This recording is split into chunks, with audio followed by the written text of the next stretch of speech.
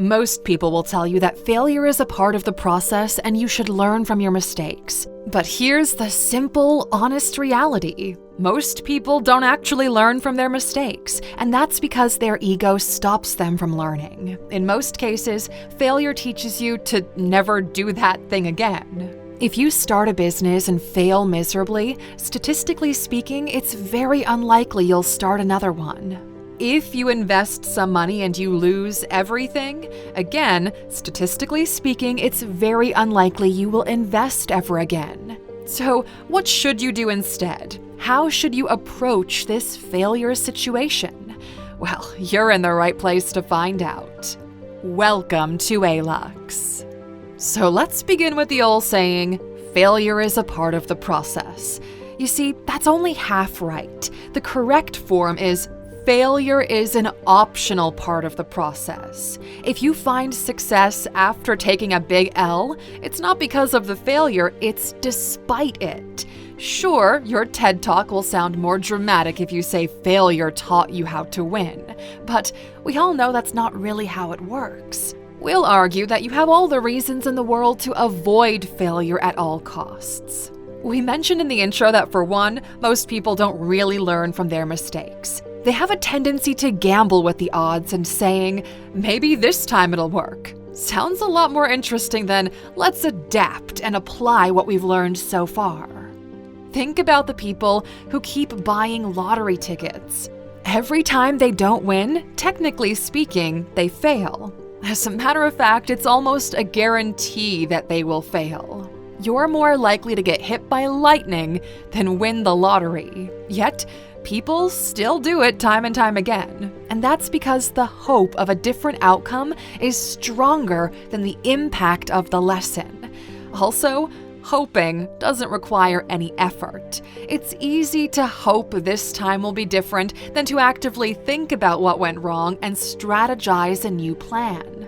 Now, you've probably all heard the story of Colonel Harlan Sanders, the founder of KFC, who faced many rejections before finding success with his chicken recipe. As a matter of fact, legend has it he was rejected a total of 1,009 times. And we say legend because nobody can actually verify that number. It's simply an urban myth. Yet, his story, to this day, serves as an inspiring example of determination and resilience.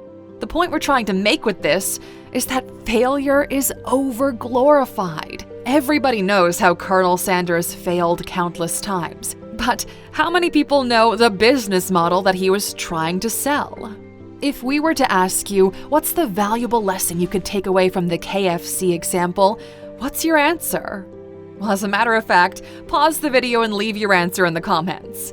We'll guess that most of you wrote, resilience, or not letting failure dictate your success. But how many of you wrote, sometimes your timing sucks, or you might be bad at pitching? Because you see, let's just imagine here that there were indeed 1,009 rejections. After all of those rejections, he never changed the actual product. The recipe remained the same. So why was the 1,010th time a success?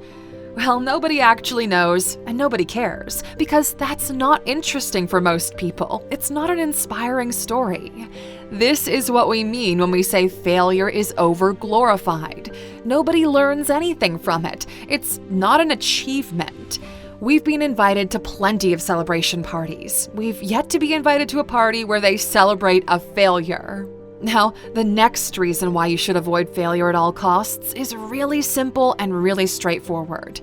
Failure is a waste of time and resources. It's a F around and find out kind of situation. Pretty obvious when you think about it.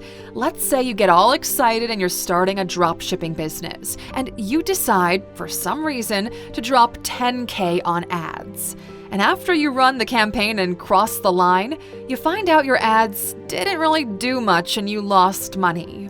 You could say that you learned the valuable lesson of conversion rate and the cost of acquisition. But the reality is, you spent 10 grand on something you could have learned in 5 minutes from a course for a fraction of the price. Which, by the way, is a great reason why you should check out our courses at Alux.com. But, back to the point. In business, at least, failure is purely a waste of time and resources on top of the opportunity cost. No matter how cute you want to dress it, an L is an L. And not only do you waste those precious limited resources, but you're also now in a position where you first need to bounce back and then try something else. So double the effort. When you have employees on payroll, shareholders and investors, and other business expenses, that L can really set you back for a long time. So, the recap. You don't learn much from your failures, and it's also an over-glorified phenomenon that shades the real negative impact it has. And we could also add the emotional toll, the stress. But by this point, we think you agree with us that in a perfect scenario, failure's not an option. But we know that life doesn't work that way. Nobody can predict the future. We can only make educated guesses, and sometimes those guesses are wrong. So, what's the right approach? Well, first of all, toss out the window the idea that failure is a teachable moment. If you have unlimited money and time, sure, try as many things as you want until something sticks. But we're guessing that you're not in that situation. Secondly, always think of the realistic worst-case scenario. Let's say you decide to invest in some stocks. You've been watching the channel, you know what stocks we've personally invested in, and you make the first step. Also, a word from our lawyers, this is not financial advice. It's our educated guess. So, you buy some stocks of your favorite companies. What's the worst-case scenario? No, it's not those companies going bankrupt. It's you over-leveraging with borrowed money, and then those companies go bankrupt. And now not only have you lost your money, but you're also in debt. You see, when you educate yourself on the worst-case scenario, you already start minimizing it, which is the next step. Do everything in your educated ability to make the worst-case scenario as manageable as possible. If it's still way too far out of your control, it's a bad trade-off. Which brings us to the next step, the trade-off. You see, every action you make in business is a trade-off between when you hope it'll happen and when it will actually happen. The better you are at making these trades, the more often you'll find success. And there are two ways to do it. First of all, your educated guess, or what you hope will happen, needs to be more accurate. And to do this, well, you need to get more educated. Let's say you want to start a YouTube channel and become a content creator. Well, what you hope will happen is you quitting your job, working on your own terms, and being in full control of your time and money. Plus, you now have a cool job. This is an uneducated guess. When you learn it takes on average 1 to 3 years for a channel to pick up speed, well, your guess gets more accurate. Now you can say, if I stay consistent for a year and learn everything I can on content creation, there's a realistic chance I can build myself a secondary stream of income from producing content. The second method to make this trade-off better is to multiply the reward against the risk. Longtime Aluxers know about asymmetric risk. Check out the video if you don't. Essentially, this means the potential upside is unequal to the potential downside. So imagine that you toss a coin in the air. If it lands on one side, you lose the coin. If it lands on the other side, someone gives you an extra coin. Sounds fun at parties, but in business, this is a huge waste of time. But imagine that you toss the same coin and you lose it if it lands on one side, but someone gives you $10 if it lands on the other side. This is asymmetric risk. This is how people get super rich. If you can't minimize the downside and you can't find a way to maximize the upside, the trade-off will always work against you. You see, failure is a part of the process, but only when you get to play again. If you start a business and it fails, and then you start another one and it fails, and you start a third one and this finally picks up and you're now financially independent, well then, yeah, failure was a part of that process.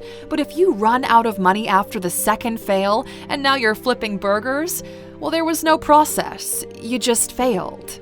You see, Colonel Sanders didn't randomly wake up one day in retirement and decided to go door to door to sell a fried chicken recipe until someone finally agreed to invest in his idea and create an empire. He was already in the restaurant business for more than 20 years. He slowly got some franchising going, and by the time he got tired, he sold the company for $2 million, remained on the board of directors for $60,000 a year, and that was that. What KFC is today has nothing to do with the story that you've been told. It was just simple, honest work over a long period of time. People love success stories despite all the odds, but most of the time, they're just stories. If you ever find yourself in a position where you have to succeed despite all the odds, well, that means that you've done goofed up, my friend, and you made a bad trade-off. That's the failure that needs to be avoided at all cost. We'll see you back next time, Aluxer.